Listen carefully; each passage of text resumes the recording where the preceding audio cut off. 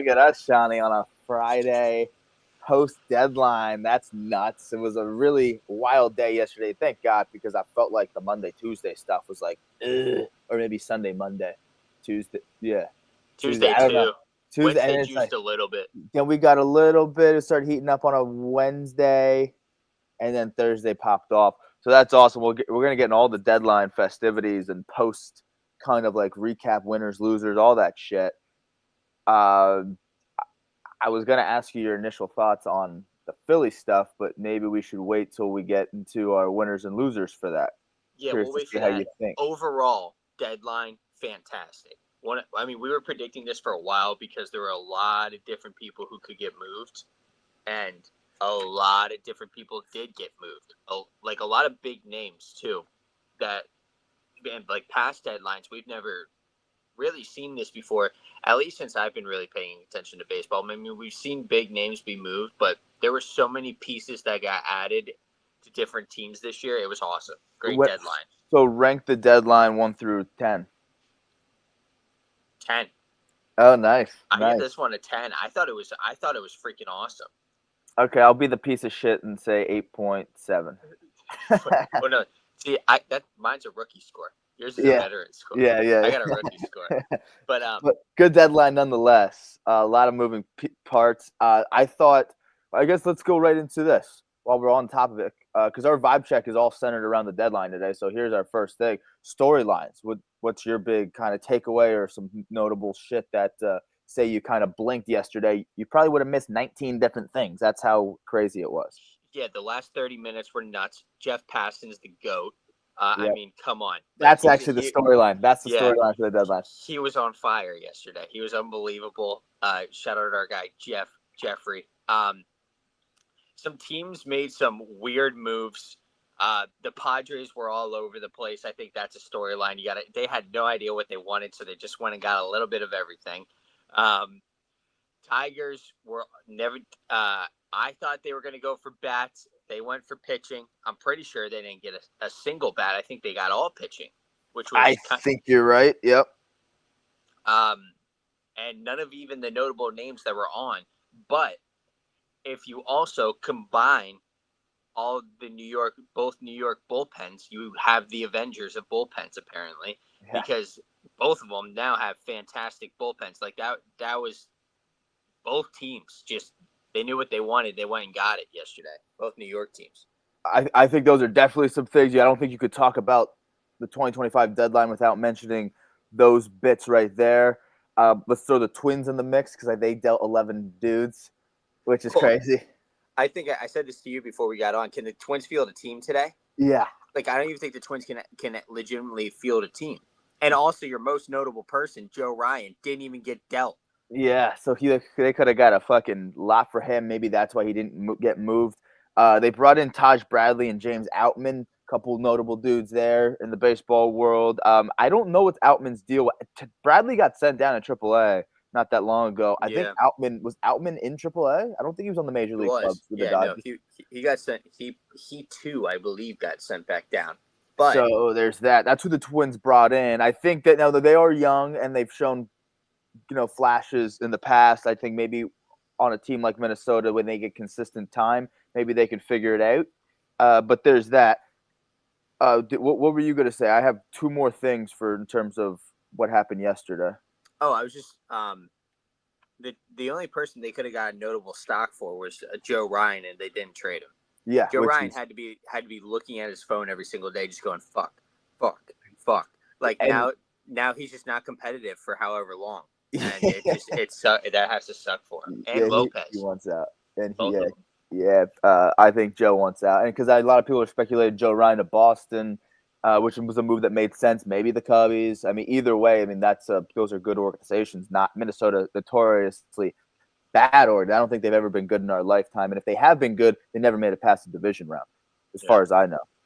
Let's talk about Carlos Correa for a second. I think that's a storyline. He's going back home. Talk about the trash cans, whatever, 2017. He was a part of that team. Now he's back with Houston. He waived the no-trade clause to go back to Houston. So I think that's kind of cool. He has ties there. So he's like, hey, he talked to Altuve. Hey, Jose, where's my no-trade clause to hang out with you guys? And I think if Pena comes back, maybe Correa plays third. I think that's what they're talking about. What about second? Second, maybe Altuve. The old, yeah. Because they brought in Jesus Sanchez also. They also brought in the Ramon outfield. Urias. So some guys to kind of bounce around maybe, and maybe Urias could play third or second. Maybe Urias plays third, Correa plays short. You have Altuve, Correa up the middle when Pena comes back. Maybe they move Correa. They got options now, and they also have Jesus Sanchez out there. They got Mauricio Dubon that can bounce around. I guess he's still up with them. So I don't know. They got options now. So they got a little deeper and a little scarier too, Houston. But my big story from the deadline, my big storyline is all the fucking relievers getting done. We always talk about, pitching matters and bullpen, and you need to deepen your staff. We always talk about that. But we saw to a crazy extent yesterday where pretty much anyone who's in the hunt or anyone who very well could be a playoff team probably made a move to bring in at least one reliever, if that's how it felt. And there was teams bringing in closers who already had closers. Like there was a difference between the Phillies bringing in Duran. They needed to address that, and they did. But then you look at Kyle Finnegan goes to the Tigers, for example. They might have been bullpen by committee a little bit, Detroit. Will Vest has been doing a good job out there. I actually picked Will Vest up in fantasy. I don't know what that does to his fantasy value now. Now they bring in Kyle Finnegan. They also brought in Sewald and some other pitchers. Sewald's hurt. But still, all these motherfuckers, we talk about all the Mets brought in. They have a few closers. What is Helsley for the eighth now? That's crazy. He has to be. There's no way Edwin takes that back seat.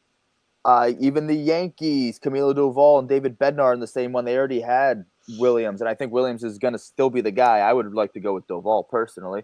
But all these guys, even the Rays got Griffin Jackson. It feels like everybody. We can go through this one by one. I feel like it's going to take all day if we do it. That's how many relievers got dealt. Cubbies brought in a few, and they needed it. Shelby Miller goes to Milwaukee. He was been a damn good closer for them, and they already have a good back end in Milwaukee. So all that stuff and more. Dodgers, every team that's going to be competing. Mason Miller. Padres, Mason Miller. That's another one. They had Suarez, and they held on to Suarez. People figured he was going to go, but they held on to him, and they bring in a Mason Miller, another guy. It's like every fucking team who's going to be competitive down the stretch pretty much brought in an arm, and generally speaking, probably a reliever. Yeah, so it is funny because at the beginning of the year we were talking about how much we hate relievers because every single time they were giving up runs, which rightfully so. When relievers are giving up runs like that, they deserve to be shit on with all due respect. I still hate them. Whatever it is. I still don't like them, but you need them. You still need them, and you need the good ones. So the people who are stockpiling on them, kudos to them because that's what you have to do. You have to stockpile, especially when it comes October. You need those fucking relievers. You need people you can hand the ball to and be confident with a lead. Well, let's go right into this then. Are there any relievers, or this could be anybody in general, but a lot of times relievers, we overlook them a lot. But these are anyone from the trade deadline, whether it's a reliever, whether it's a position player or a pitcher, it doesn't matter. Anyone that you felt like could be an overlooked move, like this dude, how about this guy? I got Harrison Bader on my shirt when he got dealt. That's not an overlooked move. But I know, but when he went to the Yankees, he was a postseason fucking guy. He went off in that postseason in 2022. Yeah, that was what, 5 years ago? 2022. Oh, so 3 years ago. All right, I'll give him that. I think the Red Sox may be getting Dustin May's a little under the radar. Rays, and then Cubbies getting Willie Castro. Just added to that lineup. They a pick and plug guy that can hit. They don't need any more hitters, and yet they got a hitter. Dustin May's been the Dustin May Red Sox one. He hasn't been that good this year, but I really think you'll take any addition in that Red Sox starting rotation. The Joe Ryan asking price must have been way too high for them. Yeah. So they that's probably why they didn't go for it. But the Astros, once again, not giving up too much, but then going and getting some pick and plug guys to go with that. We already knew they had the bullpen, they had the starting pitching, and they even their hitting has been great too. But then they just add 3 more bats. I mean, the Astros just keep doing it. They keep doing it to us. Keep doing it. Yeah, they don't stop. What a well-rounded, well-oiled machine that they've been for a while now. I like some of these sneaky relievers that teams got, whether it's a Phil Maton for the Rangers. That's a random-ass motherfucker. Who else did I have on my fucking list? I thought the Dodgers had a guy, Brock Stewart. I feel like some of these relievers were kind of like low-key dudes with Andrew Kittredge to the Cubs. I feel like some of these guys were pretty good. I think the biggest one I already touched on him a little bit was Shelby Miller going to Milwaukee. They already have I would like to see Milwaukee maybe bring in a bigger bat, not named Danny Jansen. I think that's the biggest issue there. But their only big notable thing was actually Shelby Miller. They also brought in Jordan Montgomery, but he's out for till late next year. So he's missing all this year. And then so I guess they just threw him in also. I guess he's on a contract year and he's banged up anyway. I don't know his story. But whatever, that's, I guess, something for the future. Shelby Miller, though, has having a damn good season with the Diamondbacks. We knew the Diamondbacks were going to be sellers. We didn't know how many were going to go.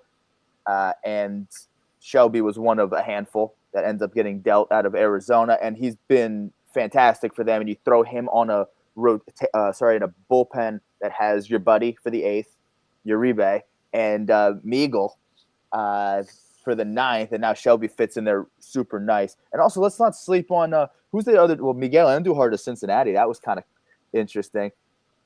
But I'm thinking Adrian Hauser to Tampa Bay might be a good one for their rotation too. Adrian Hauser been having a really good season. So they I also got Griffin Jacks too. And Griffin Jacks. So Tampa Bay, not bad. They brought in some guys. They made some moves. They also dealt Caballero to the Yankees. But so I don't know what they got in return. Either way, I think Adrian Hauser fits that mold of Tampa Bay really well. He's a damn good pitcher, having a good season. He's really figured it out. Veteran dude. I like Adrian Hauser, Tampa Bay. I think that's kind of an under the radar one also. You know what I thought was a weird one? The Mike Yastrzemski one. Did you think that was weird? I kind of like that for the Royals. So did I, but that, like, they're kind of out of it this year in my eyes. Like, I don't know if they're still in it, and for them to kind of even like make a move was a little just kind of weird. For the Giants to even send them was kind of weird for me. Yeah, so the Giants and the Royals have the same record right now. I think if you're the Royals, you are more in it than the Giants, because the Giants really kind of shat the bed entering this time. You know, maybe if their record, because they're currently under 500, 6-game losing streak. Like if the Giants could have been riding that high that they once were riding, maybe Posey and the boys are like set to go all in and keep some guys. I do think that they have to touch up their outfield though, and if Yastrzemski's the odd man out, then that sucks. Where the Royals in a division where they can do it. The Royals have a better chance of climbing ranks in their division than the Giants in theirs. Plus the AL is a little different. So I don't like it. I mean I like it for Kansas City just because I've been high on Kansas City. I like to see them bring in pieces. We knew that they needed some corner outfield bats. And who was the other guy they brought in? Grichuk. They brought in Randall Grichuk, another fucking Diamondback that went. So between Grichuk and Yaz, maybe I don't know. These guys have been around the block. They also, the Royals, by the way, brought in Bailey Falter. That's your buddy. That's your boy. Yeah, that's just an innings eater. He's been having a good year this year, so we'll give him some credit, man. If I was the Pirates, he would have been one of the guys I would have kept. Granted, I also would have sold Skeens. I would have. You would have got a haul. You would have got a hell of a haul for Skeens. But are we getting into winners and losers? Because I need to talk about the Pittsburgh Pirates. We'll go to the guys that didn't get traded. So we could talk about any veteran on the Pirates. Why the fuck are you keeping veterans if you're the Pittsburgh Pirates? It makes IKF obviously was on somebody's radar. You're keeping Tommy Pham for whatever fucking reason. Like those two people, like you probably couldn't get rid of them. Even anything's better than what they're not going to use them and the next couple. They're not going to be good for the next couple of years unless they plan on. Unless I don't know their contracts though. Unless they plan on signing somebody huge, you know what I mean? Yeah, I don't know their contracts. I don't know how. What if Pham? There's no way Pham is longer than this year. That would be crazy. Yeah, that'd be crazy. But I mean, here were the some that that we didn't see that people were thinking, like Stephen Kwan, Alcantara, Edward Cabrera, Mitch Keller, Luis Robert, Mackenzie Gore. We didn't think that. No, I don't think anyone actually thought that, but his name was good. It was out there. Zach Gallen was definitely one that we out there, as well as Alcantara and Luis Robert. But Jeffrey Springs, Luis Severino, Raisel Iglesias, Marcelo Ozuna has come up. Dylan Cease didn't move.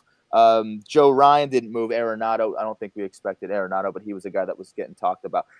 To me, guys like Gallen was the big one. I could see either way. Gallen or Alcantara even. Maybe not so much Alcantara, because we were talking about Alcantara and Luis Robert and saying if their trade stock's not there, then they just wait it out. But Gallen for sure I thought was gone.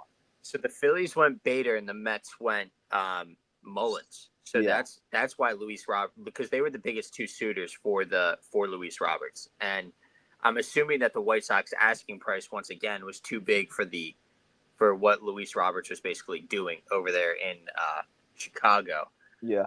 Because he has to understand he's got to have a good year for more than the past month to get dealt at the deadline for the asking price the White Sox have of him.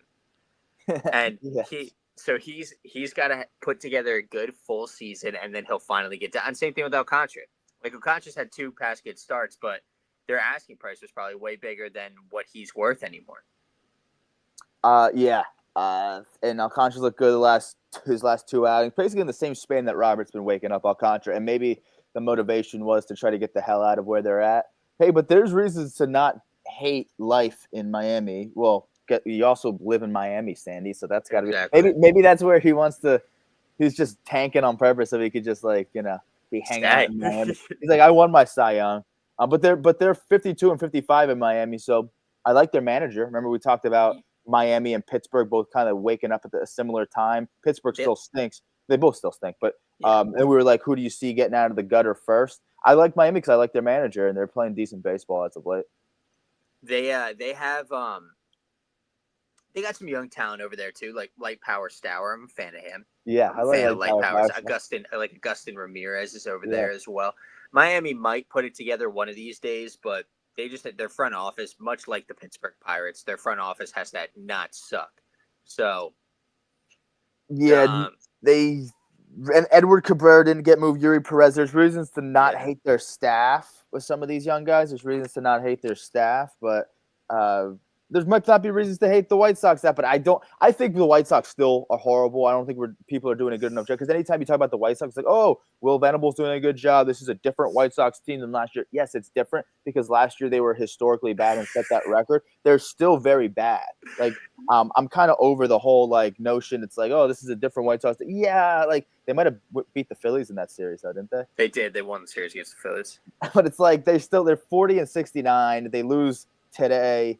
They'll be 30 games under. Holy shit! Let's not act like they'll still lose 100 games. They'll still probably flirt with how bad they are. But you know what it is? It's anything's better than last year, because they set a record for being bad last year. So anything's better than that. Plus, you have the Rockies, who don't even have 30 wins yet, and they have 80 losses. So it's like they can kind of get disguised a little bit. That's different. It's like they still are horrible. So. Yeah, I guess you do want to get the fuck out of there. As much as people are like, oh, maybe there's some pieces. No, they still are horrible. Still horrible. Yeah, they're still bad. They still want to get out of there. Let's be honest with everybody. They're still a very, very far way off from actually being good. Luis wants to get the hell out of there. Yeah, and he didn't. So that sucks for him. But I was the most shocked about Gallen. Cease did shock me. I will say that, because once the Padres went for Mason Miller, I was like, oh. They're making moves. They traded their number 1 prospect for Mason Miller. He's the number 3 prospect in baseball. In baseball. So I have his name here. Leo DeVries. Yeah, he's a shortstop, I'm pretty sure. Yep, so that's a winner for both those teams. You think so? I think that's a huge. I think that was probably the best, most equal move of the whole entire thing. You get Mason Miller, who's going to help the Padres win right now, which they need to do. Good on that, GM. Down the line, Padres fans are going to hate it because they're going to suck in the future. But the A's, they're in they're not in a super big hurry because their team's young.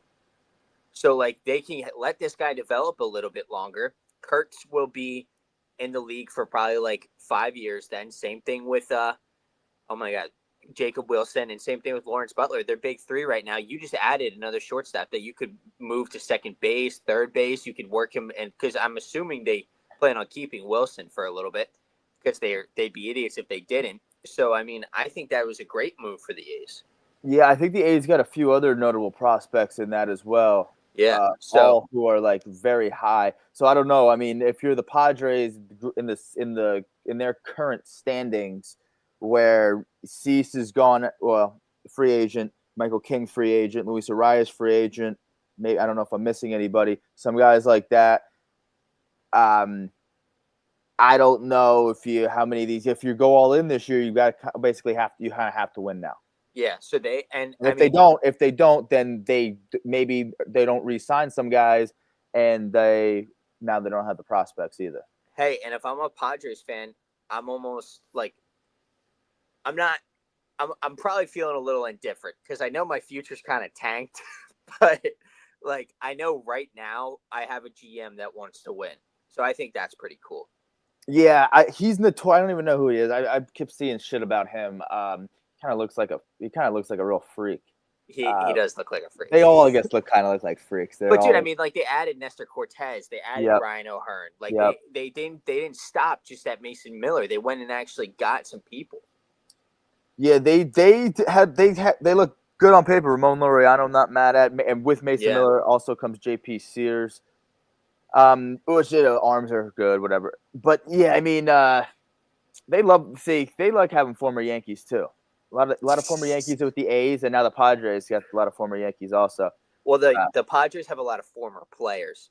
Yeah, they just brought a lot of people in. But yeah, we'll see how so that the GM for the Padres, he's like notorious for like kind of going off on deadlines and then kind of like I don't know, like remember the Soto, yeah, whatever, and he got rid, so he got rid of all those, not got rid, but traded all those young guys for a year and a half of Soto. Now you're getting, it could have been something similar this year. So we'll see how it works long term. Time will tell. But hey, again, time will tell if this is a good move, because if the Padres do something big, which they are setting themselves up to do, and they are already in second place in a good division, 3 games behind the Dodgers.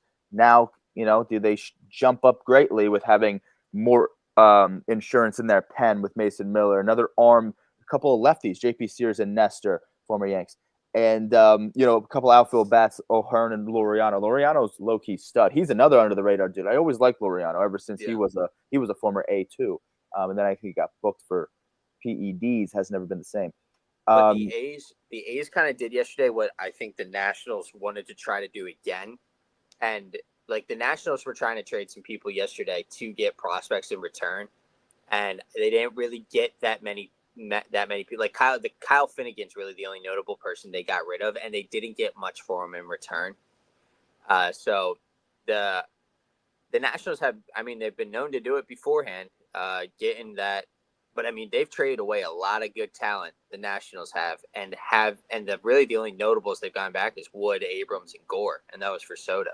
Yeah, well, maybe they're trusting their young guys. We'll see. Maybe they're putting a lot of stock in Dylan Cruz in the near future. Who the fuck knows? Maybe it would have been nice to maybe see the Nationals take more advantage. I don't know. I don't even know though. I don't even know who they got back, and they're so far gone. It's like, yes, you kind of want to see them pacing to be a good team again by the end of the decade. That's kind of what I've been on with them, but it's like they still have to kind of chip away here and there, and I don't know if they did. But who knows? They're their last place team. Let's get to some of the winners and losers of the whole deadline. Maybe tomorrow. Maybe yesterday, winners and losers. But for the most part, just deadline as a whole, winners and losers. Who do you got? Should we start with the losers? Yeah. So my biggest losers are actually going to be contenders. I don't know how you kind of feel about that. That's how it has to be, I think. Yeah, exactly. I mean, you could talk about like the Twins, who I don't know if can field a fucking baseball team, but like they were pathetic to begin with. Now they're just a little bit more pathetic. Yeah, but it's tough to call them losers, though. I mean, exactly. To me, the losers are guys that had to make moves and didn't. I have my biggest loser being the Milwaukee Brewers right now, man. Milwaukee Brewers, how long have we been saying they need like one extra bat? They need one extra piece, one extra bat. Just go get a bat. Figure out the left side of the infield if anybody's out there. They did not do it. And I mean, maybe it's because of this recent hot streak they went on, but you can never have enough. You can never have enough. You need I would go with the Brewers probably being the biggest losers. I don't even know. Did they do anything yesterday? Just Shelby Miller, Montgomery. Yeah, and that's not enough for me. So that once again, probably look for an early exit in the postseason for the boys there. But I was going to throw the Tigers in there. For losers? Yeah, the Tigers didn't really impress me too much. Like Charlie Morton, Kyle Finnegan's all right to help that bullpen out, but there were a lot of big names out there bullpen wise that got moved, and the Tigers did not go and take advantage of any of them. And so that's where I think they lose in that. Like, well, it's Bednar, even like a Jake Bird, Camilo, Duran got moved, Griffin Jacks got moved. I mean, the list goes on and on. We were talking about it. Mason Miller got moved. I was really hoping for the Tigers to be in that conversation, and they just flat out they weren't.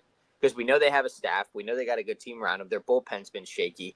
How do you not address that at the deadline? And granted, I mean the Tigers are just now getting used to being a good team again, so maybe their front office has to get their ass in gear and get used to winning again and making winning moves and stuff. So those are my biggest two losers, I would say, and also the Red Sox for not getting a starting pitcher like Dustin May. He's like, maybe he can return to form and stuff. Got a good story to him, but the Boston Red Sox really needed starting pitching, and they did not get it.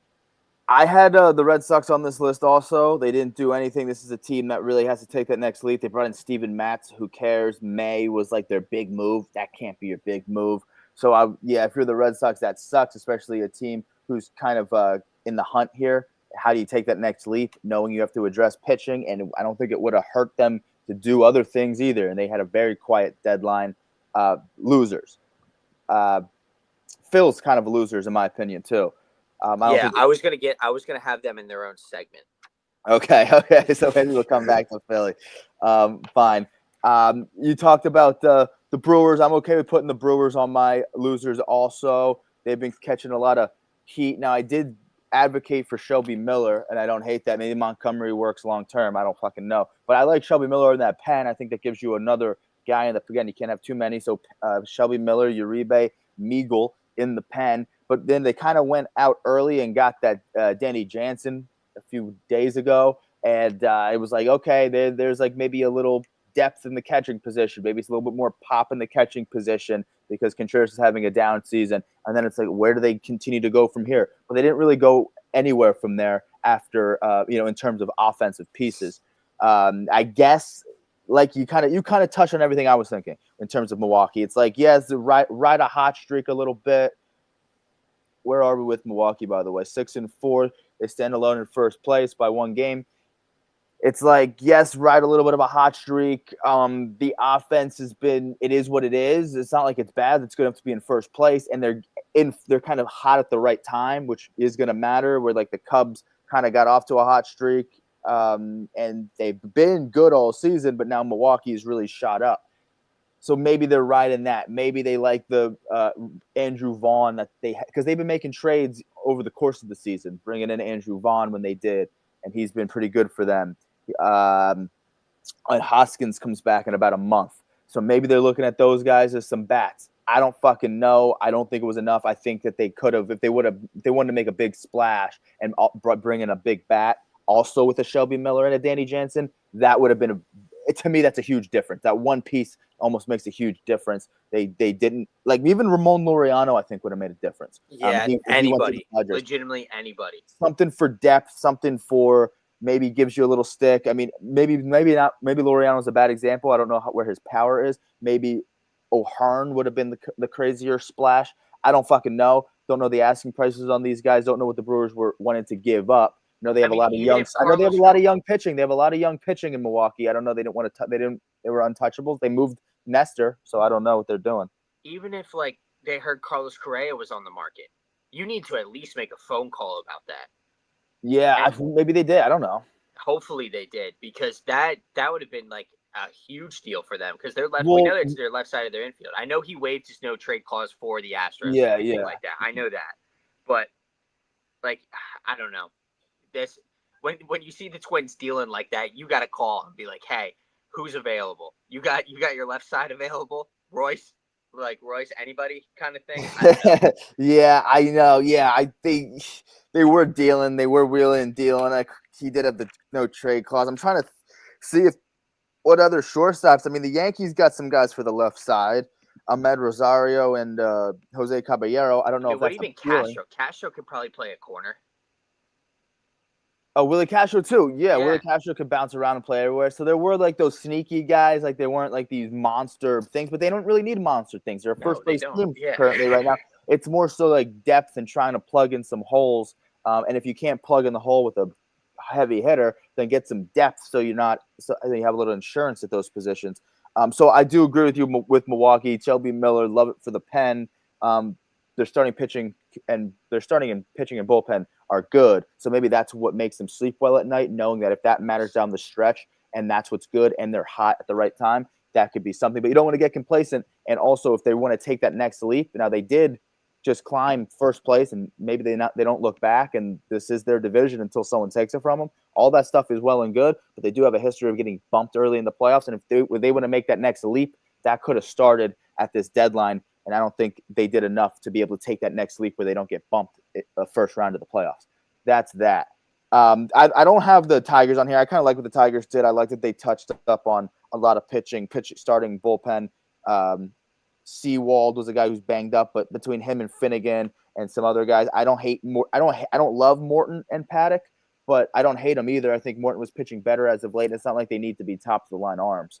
So I get where you're coming for that, but I feel like just with the big names that were out there, the Tigers needed to land at least one of them. I don't think Finnegan's not a big name. I think Seawald's been a guy in the past that has been fine.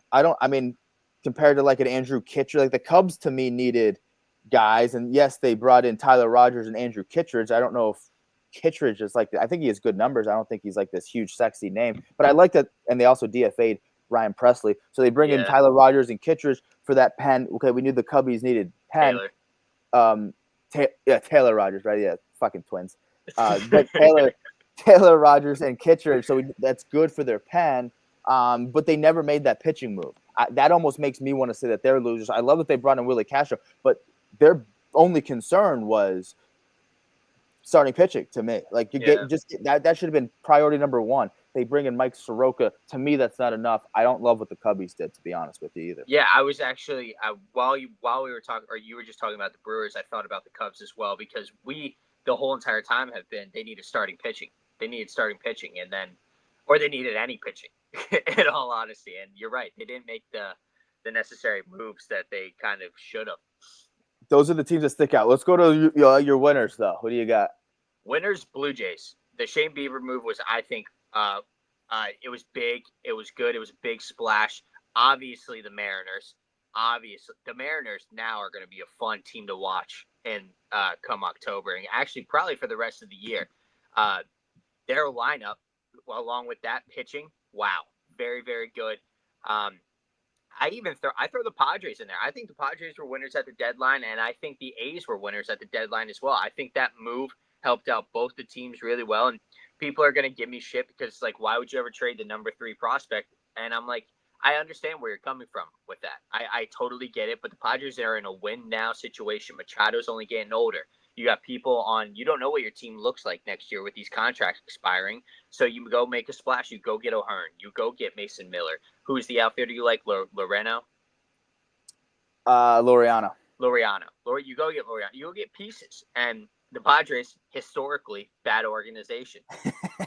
but I think that you got to give them some credit for what they did yesterday and the day before. But then also, and I also hate to say it, I hate to say it about one team, not the second team, but New York teams. Yeah. Okay. Winners yesterday. Winners. Yeah. Mets. Great. Yeah. Added that bullpen. They said, hey, our rotation mid, our bullpen fantastic.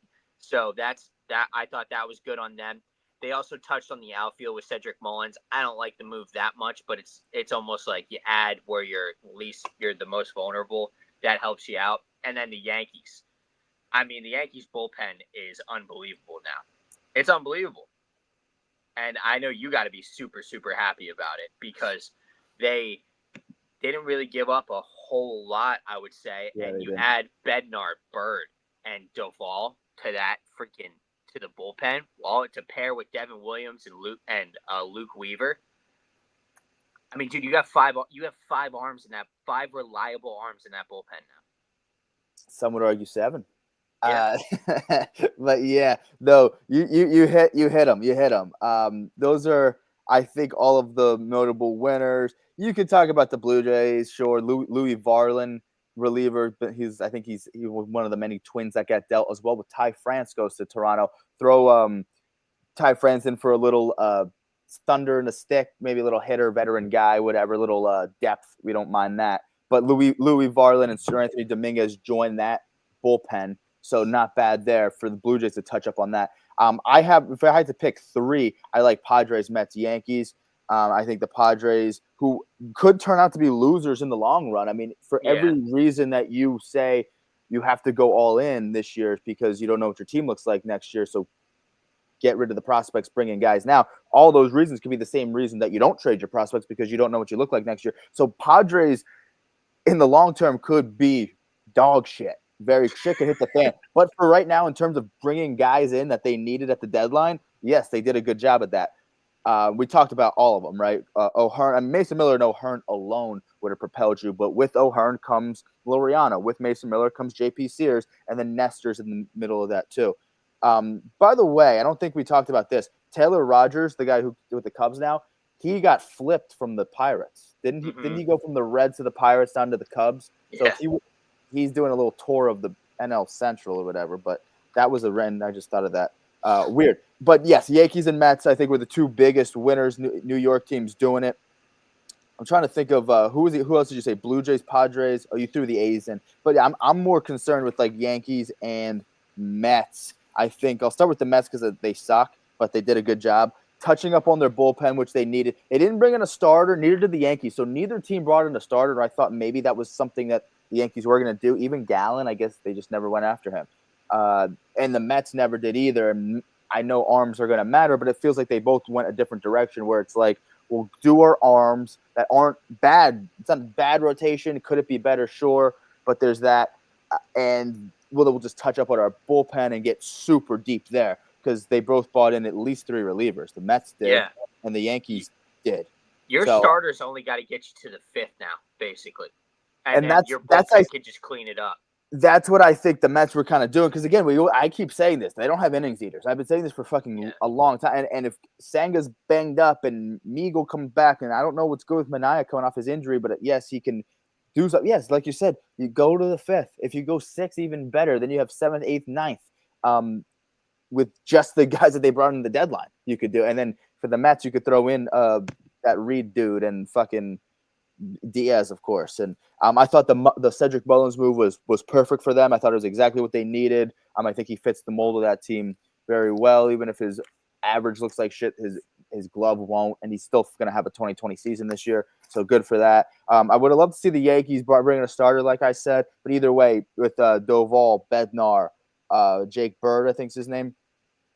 Cool, awesome stuff. And then you throw Weaver and Williams on top. That's the five that you said. I'll throw in Tim Hill and the dude from the Reds. I forget his fucking name. That's embarrassing. I can't think of his name. But that dude, too, like that splitter guy.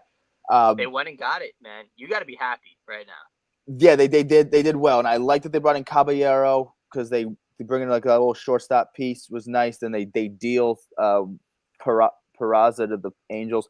But I like that they bring in Ahmed Rosario and Ryan McMahon. I don't know if that's a platoon job, third base. I know Rosario hits lefties. McMahon's kind of like the more everyday starter.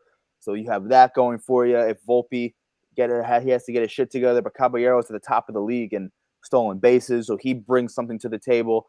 I like that a lot. And the Yankees have done shit like this in the past where they would bring guys that were stolen base guys but then bring them on the team. You know what I mean? Like, I know that's like a known thing, but like I'm talking about like John Birdie or last year with Chisholm. Like these guys were the top of the league in stolen bases. So when you look at it, it's like, oh, this guy led the league in stolen bases, played for the Yankees. It's like, well, he didn't actually do that with the Yankees. They just brought him in at the deadline. They've done that in the past, and that's the kind of the new guy is Caballero. But then you also said the Seattle Mariners. Now, here's the crazy thing about Seattle. If they would have just did Suarez and Naylor, I wouldn't have loved it. The thing that puts me over the edge is kind of the more under-the-radar guy, Caleb Ferguson, to that pen. I love that they brought in Suarez and Naylor, don't get me wrong, but why stop there? I remember talking about this yesterday. Bring in a cutesy little bullpen piece and really put yourself over the edge. To me, that extra arm in the bullpen really puts them over the edge. And then you throw a Suarez and Naylor is just like, obviously those are big blockbuster. I don't know blockbuster, but just monster name. Blockbuster. But I think blockbuster implies that both parties are getting big names. Okay, yeah. I don't know we'll if go big. We'll go huge. Yeah, just huge guys that they brought in, huge that they just brought in. Yes, and then to put the icing on the cake, put that extra reliever on top. That really propels me. Even though Caleb Ferguson, under the radar guy, gives a shit? Yeah, who gives a shit? But really does wonders, I think, in terms of helping out a bullpen. It's going to be a great setup guy.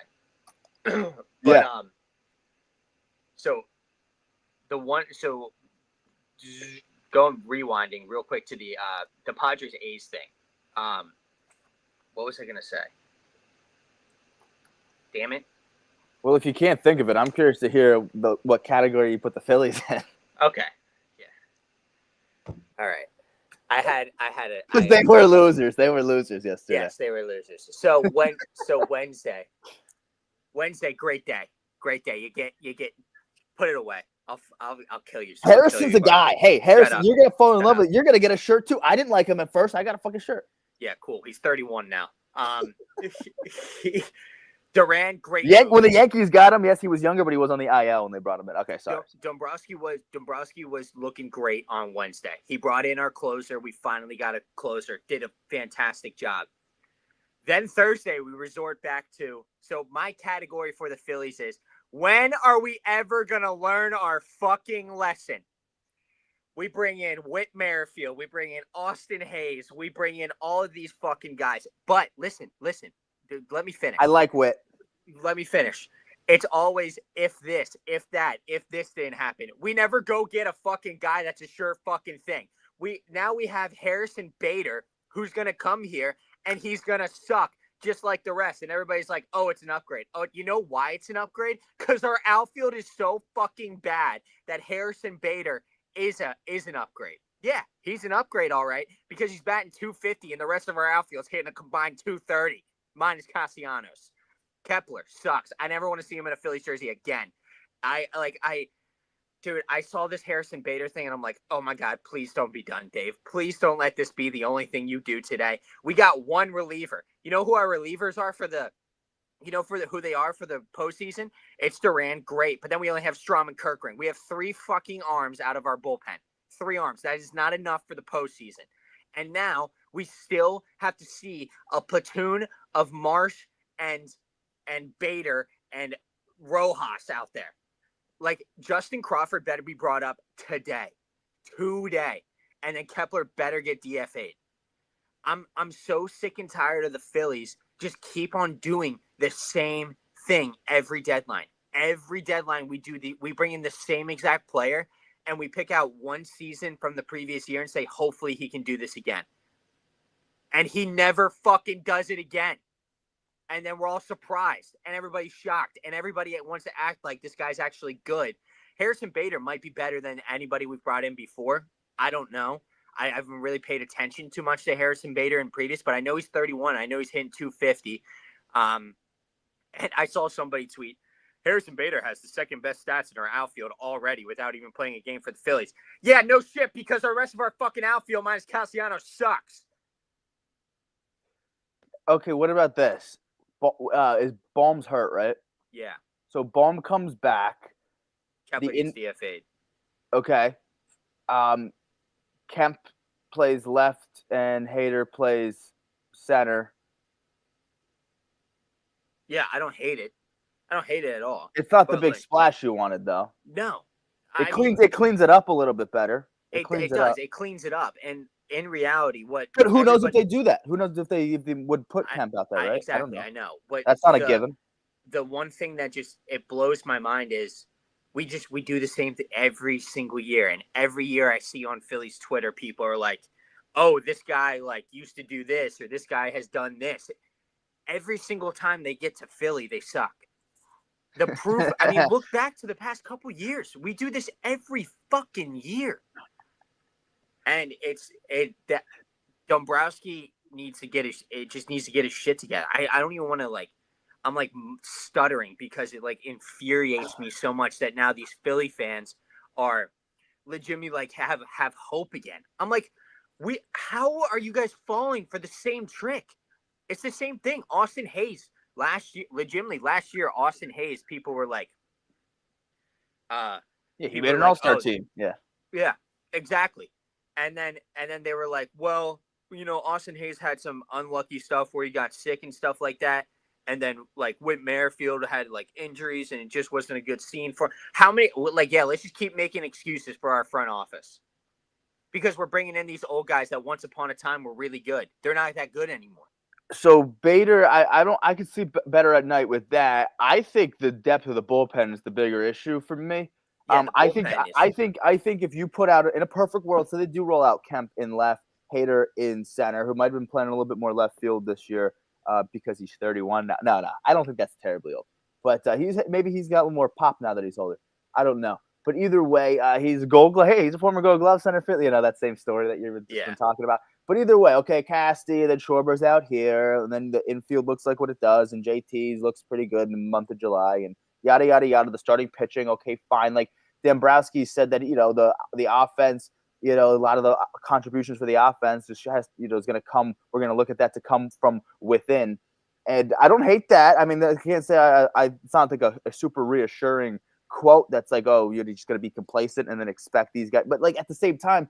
The work is somewhat done in the offense. Don't tell me 1 through 6 in the lineup doesn't look good on paper, but if they're not going to produce, then that just sucks. Well, I do think that. But what's no excuse to me is you're going to stroll into the playoffs with that bullpen. That's to me, you have to at least bring in one extra dude. Well, Dombrowski's whole answer to that is we can have our starters go to the pen. No, dipshit. You know how many relievers got moved yesterday, and you're telling me you couldn't go get a single one of them? Oh, who did we get from the Tigers? What's his name? Matt Manning. Yeah, that was what the fuck? He's not the fourth Manning brother either, so I don't even know how athletic he is. I mean, what the fuck? Everybody that got moved yesterday, we bring in 2 relievers. Actually, 1.25 relievers because Matt Manning's probably gonna suck. And so the point I didn't get to, which you touched on, the offense wise. We could have brought in another bat. We could have done this. But in reality, come postseason, it comes down to the stars. The stars have to hit in the postseason. JT's got to hit the postseason. Cassie's got to hit in the postseason. Bryce has to be Bryce. Trey, we have a potent freaking lineup 1 through 6. They just need to actually hit. Bohm, Stott, both need to show up in this postseason. Yep. Both need to. Or their tenure with the Phillies is going to get very bad if they don't do something this postseason. I'll just say that. A lot of people are going to be really pissed off at those two if they don't have a good postseason this year. If the Phillies bats go quiet in the postseason and the only one hitting is Harrison Bader, and especially after the fact that you just said that guys come over to Philly and like they used to be good, and like now like they forget how to play. I don't know what your exact verbiage was, but whatever. And after you said that, and now knowing that they got Harrison Bader, and if they go to the playoffs and their bats go quiet except for Bader, that I couldn't be more on par with the Yankees Phillies being like cut from the same fucking cloth. Yeah. Because that's exactly what happened in the 2022 playoffs. The Yankees bats go quiet. Bader's bat didn't. And there's been a handful of times over the years where guys come over to the Bronx and totally forget how to fucking play. They get worse when they come over. Yeah. It's like, holy shit. And that was like the problem for the longest time. And we're kind of, I like that you brought that up. We're kind of seeing that in Philly because it's not like Austin Hayes had the greatest time. Now he goes to the Reds and he's playing fucking good ball. I know we've had, we get the same player every single year thinking they're going to be different. And God, I hope he's different.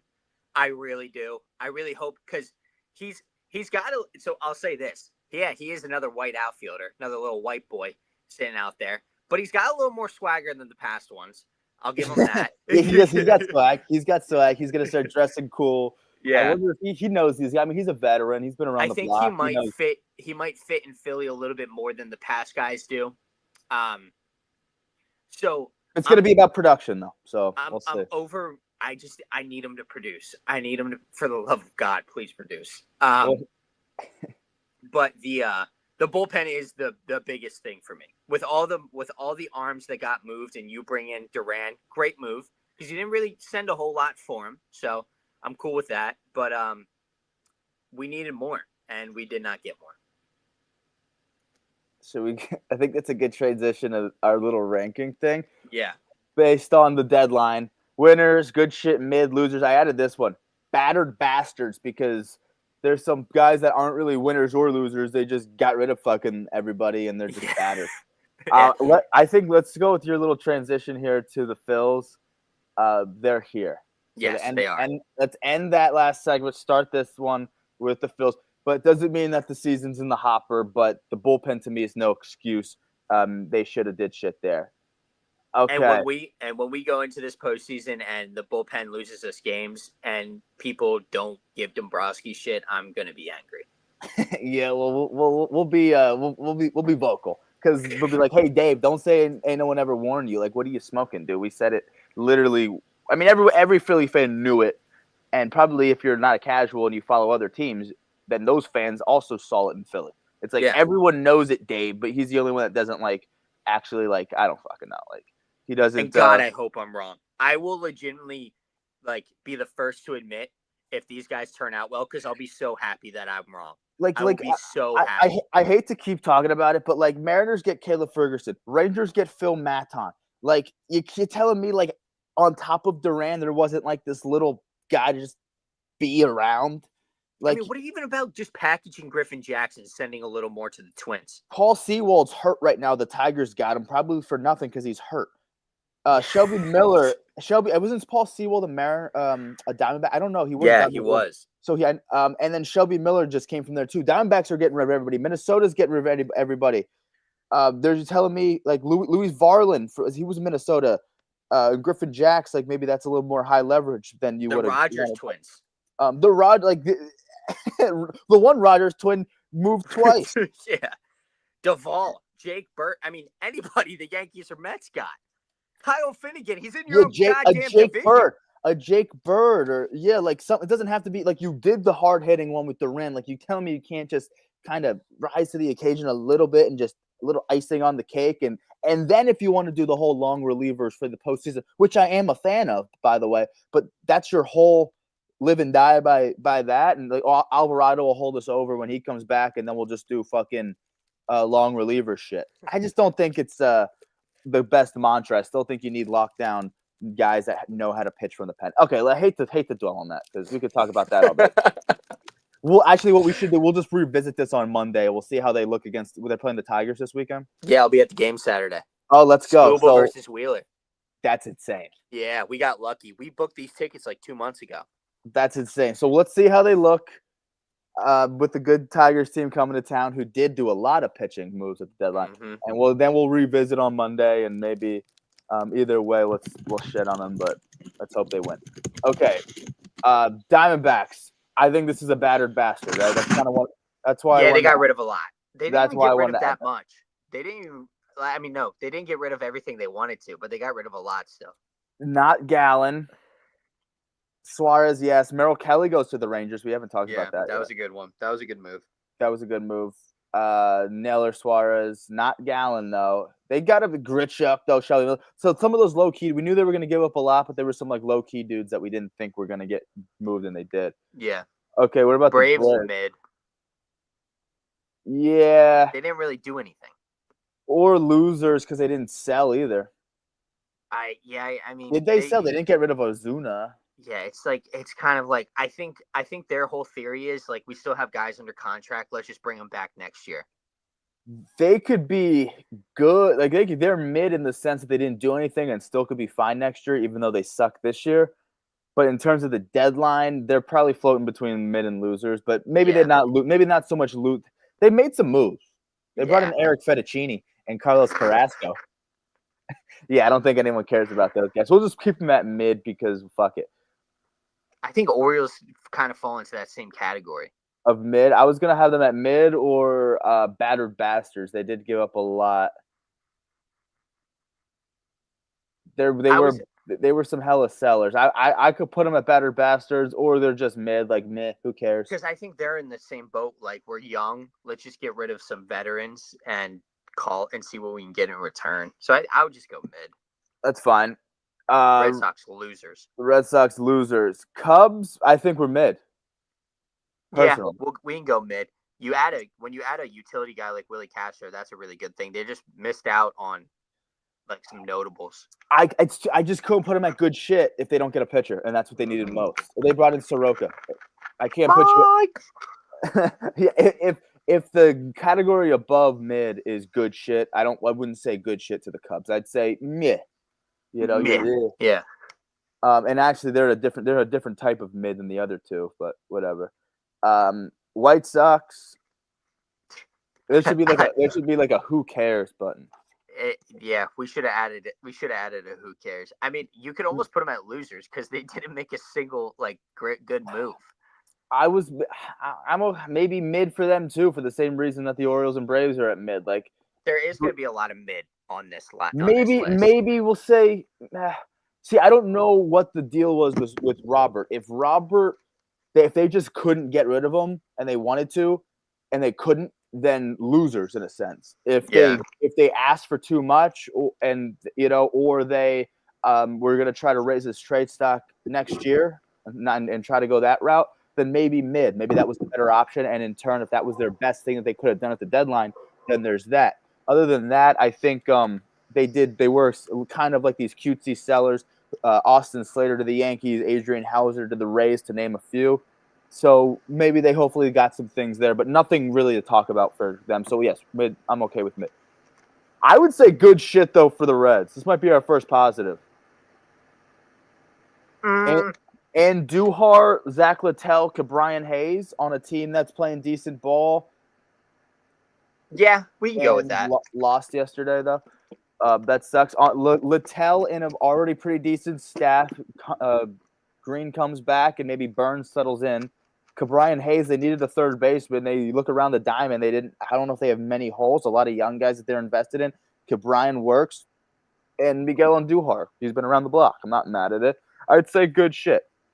I'm in for that. Okay, now I don't know what these guys did. We need to make a new tab that just says degenerates, and that's where the Guardians will go.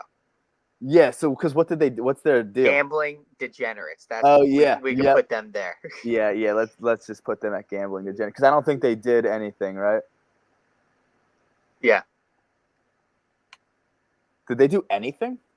I have no idea. All the people they wanted to send Class A, like he was. Yeah, they wanted to say. They wanted to trade. Class A. Well, maybe they didn't want Quan, or they just couldn't get rid of Quan. The asking price was probably too high. Yeah, but still, Class A. No, they didn't have any pitchers, any other relievers. Who knows what they wanted to fucking do? And where are they at, by the way? Maybe they didn't even bring anyone in. That's also part of the problem because they're a 500 team in a American League side that's somewhat wide open. Like until you're mathematically eliminated, you are a 500 team. I mean, what the fuck? And Kansas City's on your ass. Okay, whatever. But we're just going to put them at gambling degenerates because that's what they are. Okay, the Rockies, I don't know. Are they with the White Sox? They got rid of a couple moves to the Yankees with Jake Bird and Brian McMahon. I don't know what else they did, and I don't know what they received in some of these. If anything, they might have got fleeced a little bit. Yeah, throw them in mid. Yeah, fine. Fuck it. They're mid.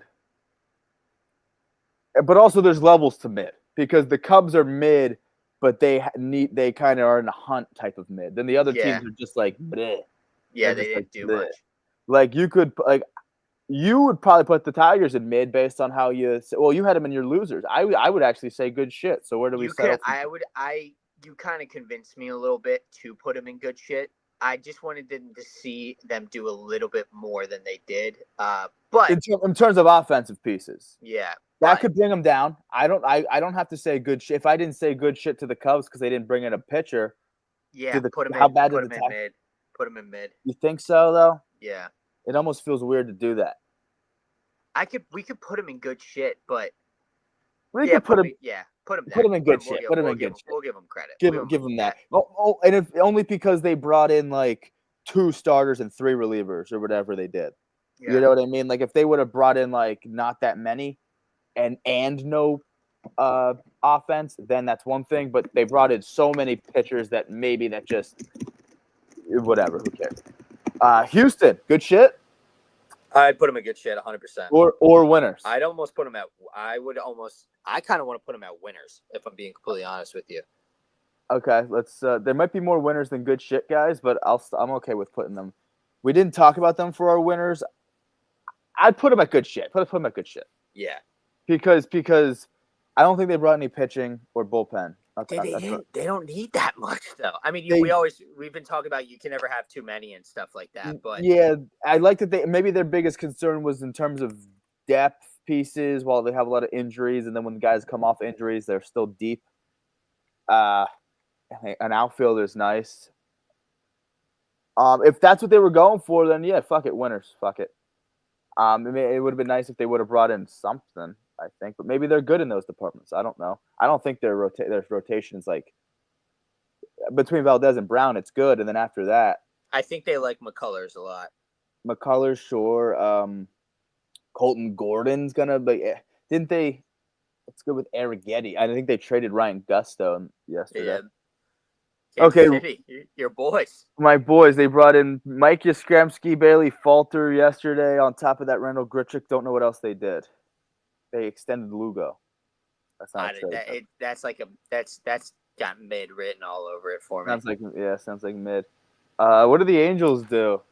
They did do something. They did some sneaky stuff. Oswald Peraza, Andrew Chafin, and Luis Garcia, a couple relievers. So even they brought in some bullpen guys. I know. Phillies couldn't get Chafin? Fuck. Shut up, dude. Please stop. But they brought in a couple relievers, and Peraza. Peraza is like such an angel guy to bring in. I just put him at mid. I would also put him at mid. It's kind of the cop-out answer, but like, as I said, there's gonna be a lot of mid on this list. Yeah, the Dodgers. I don't know what they did. You know, which is weird. They didn't do they brought in like one reliever. That was it. Brock Stewart, who is a guy I never heard of. Numbers might be decent if I'm not. Every reliever I looked at had like good numbers except for one guy, so I hope he's not the one guy. And then Alex Call they brought in. We can put him at good. I mean, dude, Brock Stewart's got 2.38 ERA. Yeah, but in terms of like they also didn't need anything. So do you want to put them at good shit? Yeah, I mean, because they kind of stuck to their little plan this preseason of just being the best team in the world. Because I mean, if it's like what do you address at the deadline? It's like they have everything. Let's bring in maybe an outfield depth piece just because we can, and also maybe they lose Outman, so then they just like here, Alex Call, you're the new James Outman. You know, and then it's older James Outman. Yeah, is he that old? Who's Alex Call? 30. Oh, maybe I don't know who Alex Call is. Either way, him and then Brock Stewart and I guess fine shit. That might just be mid, but fuck it, we'll just do that. Marlins, what did they do? They didn't really sell to the extent that they wanted. I don't know what I they would did. almost put the Marlins at losers because they could have got a little bit more than they could, and they didn't. I don't even know if they got anything at all. Brewers losers. Brewers losers. That one's simple. Twins are battered bastards. Yep. Mets winners. Should we just put them at gambling? Did they have any scandals ever? Cohen's out there doing shit, no? Yeah, he's probably got some backdoor dealings. Yankees winners. Yankees are winners. Because I'm a winner. A's, you had them in winners. But should we just say good shit? Yeah, let's just put them at good shit. Good shit. Pirates. What did they do? They didn't sell. No, I would honestly, I'd put the Pirates at losers if I'm being honest. Well, they are losers in general, so it's just easy to put them there. Padres. I don't know if we put them at. I'd put them at winners. Yeah, I put them at winners. Time will tell. Time will tell with the winners. Time will tell. But good. But in terms of the deadline, they brought in pieces. I would say the Giants were kind of losers. I would say so too. They didn't make as nearly as many moves as they needed to. One of the Rogers dudes and Doval and Yastrzemski. Yeah, but what'd you get back for it? Yeah, who knows? Exactly. And they didn't. Yeah, they didn't. What'd they get back? some people were saying that Yankees been fleecing dudes for those relievers. I don't know if that's true, but I don't pay close enough attention to fucking prospects. Hey, you guys got a lot, and you held on to Spencer Jones. That's a good deadline. Yeah, it's good. Seattle, I'd say probably good shit or winners. Winners, I would say. Winners. Cardinals. The fuck did they do? Nothing, and I'd almost put them as losers for that. They got rid of Steven Matz and Fettuccine. Yeah. And yeah, I guess they're losers. I can't even find them on my paper, so losers. Tampa Bay's more what, like mid? I would say. Like I don't really know where else we can put them. Or good shit. Now they got rid of Danny Jansen and maybe another dude, Curtis Mead, and maybe another dude. I don't know. Like some of those low key Taj Bradley. dudes. Taj Bradley, another one. They got and Zach Littell. They got rid of some of those guys, but they bring in Adrian Hauser and Griffin Jacks. Is that mid? Is that they're kind of were buyers and sellers? I don't know. I'd probably put them at mid before I put them at good shit. I don't know how good their staff is without Littell. Yeah. Well, you know what? Let's put them at good shit. Fuck it. You want to put it because if Adrian Hauser replaces Littell and Bradley was in fucking AAA anyway, who gives a shit? And if anything, they just brought in a good bullpen on. Texas, good shit. Actually, I'm saying mid. I can't sleep at night putting them in good shit. Texas, good shit. Yeah, right. Yeah, they got a reliever. I think that they would have brought in another reliever. They would have been. If we were Rangers fans instead of Phillies fans, there's a decent chance that we would put Rangers in losers because we'd be like, fuck. But if just because it's for the similar case as you made with the Phils, right? Like they bring in one reliever, it's good, but is it enough when they really need bullpen? Is that the same thing with the Rangers? They bring in Phil Maton. Is that good enough for a team that desperately needed relievers? But Merrill Kelly is good, and they did touch on the relievers, so good shit there. Blue Jays winners, you think? I'd put them at winners. You love Toronto. Is that your team? No, but I liked what they did this trade deadline for sure. And then what Nationals is? I'd put them at just. I was gonna say losers, but I guess you could say mid. I was gonna say between mid and losers also. I don't even know if they were good enough to be mid though. Because I don't even know like who they get for Kyle Finnegan. Losers. Yeah, Finnegan and I don't know. Well, that's what we look like.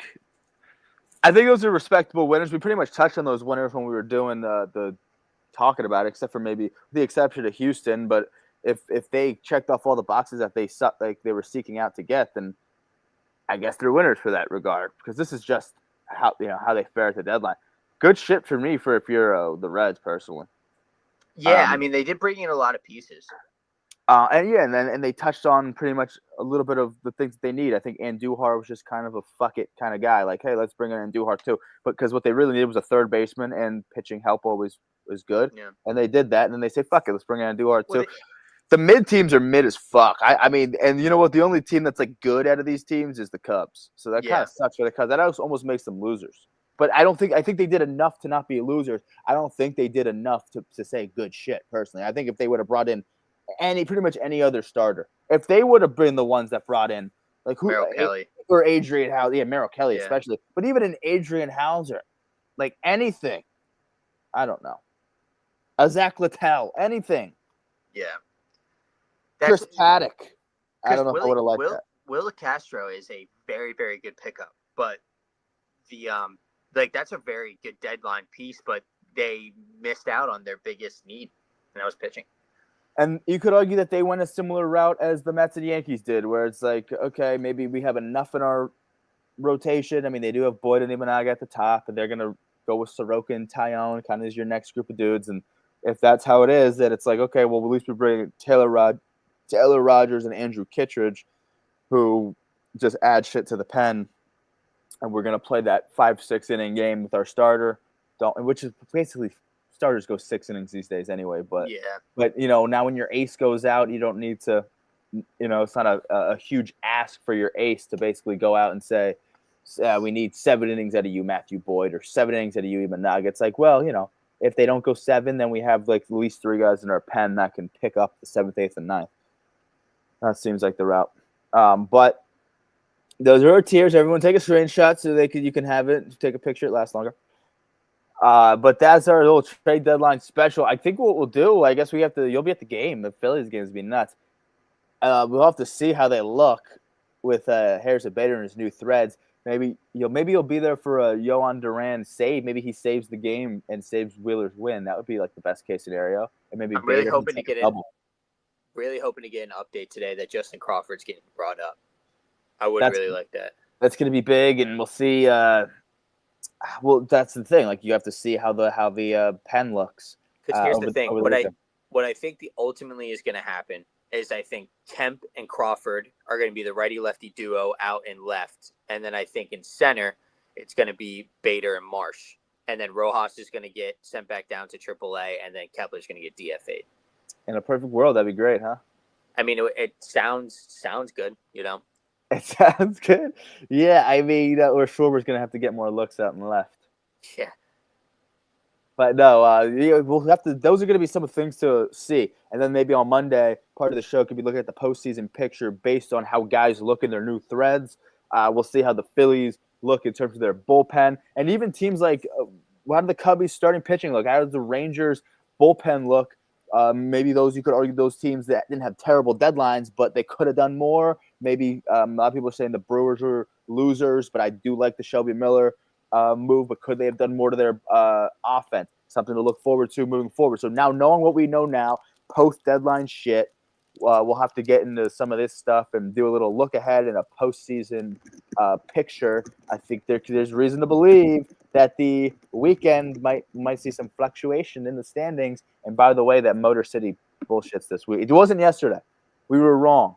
So it's like the series started yesterday, but they're not actually playing at the Motor Speedway bullshit until maybe today or tomorrow. Oh wow, because they had a pretty wild game yesterday.